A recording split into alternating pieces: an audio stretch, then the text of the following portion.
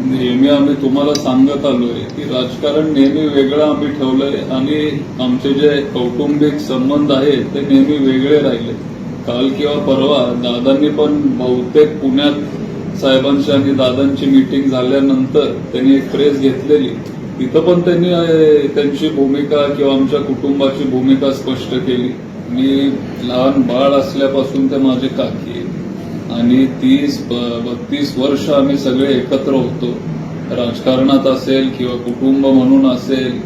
एखादं वर्ष आमचं असं गेलं त्याच्यामुळं सगळंच संपतं या विचाराचा मी तरी नाहीये आणि माझी काकी पण त्या विचाराचे ते नाहीये.